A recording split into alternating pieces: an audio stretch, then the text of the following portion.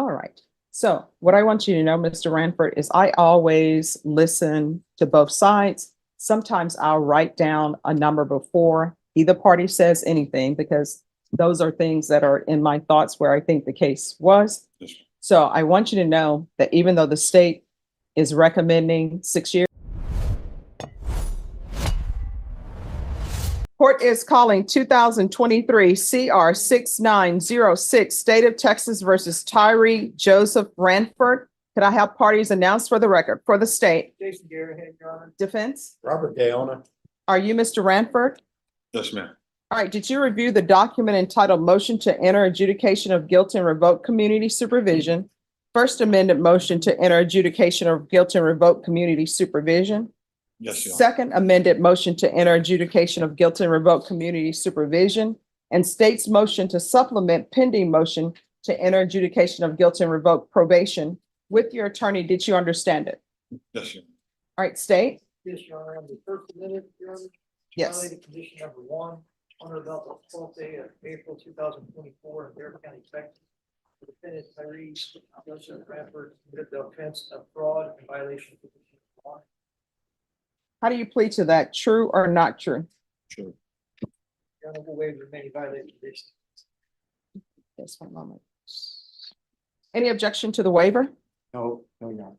Did you understand by pleading true to violation of condition number 1, the court could find it true, grant the motion, find you guilty, and sentence you up to 20 years in prison and up to $10,000 fine? Yes, Your Honor. Knowing that, do you still wish to plead true to violation of condition number 1? Yes, Your Honor. Court will find violation of condition number 1 true. Is there a proposed agreement? No, Your Honor. All right, state, what are you requesting? Revocation, Your Honor. And just for the record, we have agreed to TIC night bag 754625, which is a possession case, which was alleged on the NTR, and also night bag 760242, which is the fraud case that you pledged me to. Other than that, Your Honor, it's open to the court requesting revocation. All right, defense, are you in agreement with revocation? We are in agreement. We're not in agreement with revocation, Judge. Mr. Defendant is requesting that the MTR be denied and he get continued on probation. We would like the opportunity to address the court because I believe his desires are to try to get back into lifetime recovery and do what he's supposed to do to be successful and complete that lifetime recovery. In the alternative, he's requesting from this court to, if the court deems it's proper to sentence him to TDC, to sentence him to the minimum of 2 years. All right. So why is he picking up new charges while he's on probation? He can answer that. All right, do you want to raise your right hand? Do you solemnly swear and affirm the testimony you give will be the truth and nothing but the truth, so help you God? Yes, Your Honor. All right, you can lower your hand, state your name for the record. Tyrie J. Ranford. All right, what would you like to say? Basically, I haven't been making the right choices. And I understand that. And I understand that, I'm being held accountable for the choices I do make. And right, wrong, and indifferent, even if I'm, I'm sorry, she can't hear you. You need to speak up. I'm sorry, right, wrong, or indifferent, whatever. Indirectly or directly, the choices I made are my fault. Whether it be me hanging around the wrong people or whatever the case may be, it's still my fault. And even though I might have, Yes. and even not knowing what's in my power is my responsibility. So I take full accountability for that, but I would like a chance to be reinstated based on the fact that I'm choosing to do right and I'm choosing to wanting to succeed. I mean, but choices that are made need to be made while you're on probation, not when you have a motion to revoke. What have you done since you've been on probation? Well, I have, I've stuck to all my appointments up until the time that, I found out that it was wrong for me.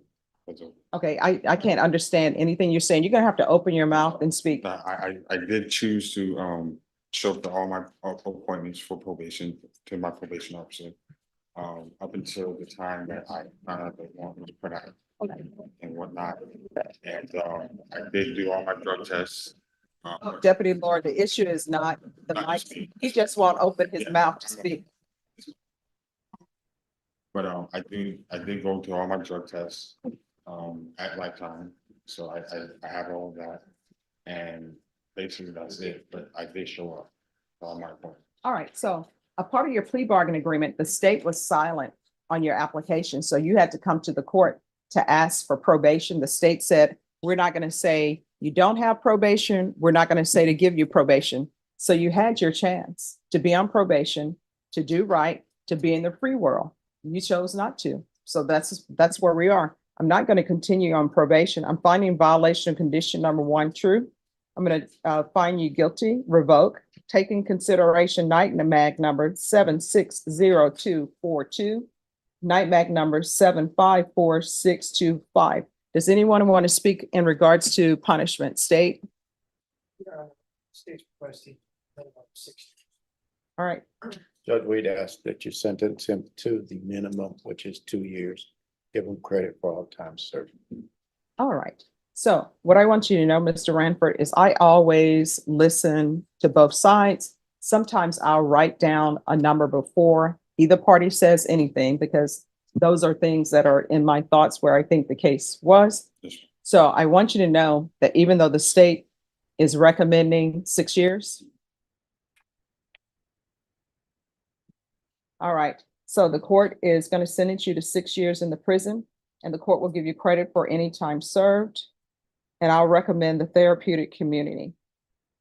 I'm going to show you what's entitled Trial Court Certification of Defendants' Rights to Appeal. Did you review that document with your attorney? Did you understand it, and did you sign it? Yes, Your Honor. All right, because this is a plea bargain agreement, because I followed your plea bargain agreement, and because you waived your right to appeal, you do not have the, I'm sorry. Pass that back just 1 second. You do have a limited right to appeal, and that right to appeal is as it relates to the allegations in the motion, not the fact that you're on deferred adjudication. Do you understand? Yes, Your Honor. All right, because it's a felony conviction, you're not allowed to own or possess any weapons or ammunition.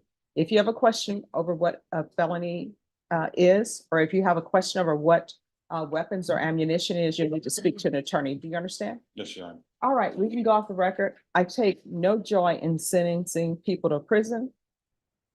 But at some point in time, I've done all I can do. You understand? Yep. All right, good luck to you, okay? If you get out of prison and you need help finding treatment or anything of that nature, if I'm still here, you can come back here and I'll direct you in a location, okay?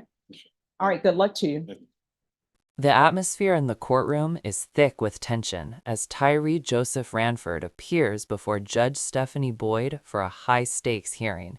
He's on probation, but he's violated its terms by picking up 2 new criminal charges, one for possession and another for theft. Facing up to 20 years in prison, Ranford pleads true to the violations, placing his fate entirely in Judge Boyd's hands. His defense attorney makes a heartfelt plea, asking the court to deny the revocation and give Ranford another shot at probation, specifically to enter a lifetime recovery program. As a last resort, they request the minimum sentence of just 2 years, but Judge Boyd, ever focused on accountability, cuts to the heart of the matter. So why is he picking up new charges while he's on probation? Given the chance to speak, Ranford struggles. He mumbles, forcing Judge Boyd to repeatedly tell him to open his mouth and speak up. He offers a weak explanation, stating he hasn't been making the right choices and it's his fault for hanging around the wrong people. He pleads for a chance to stay out, claiming he now wants to succeed.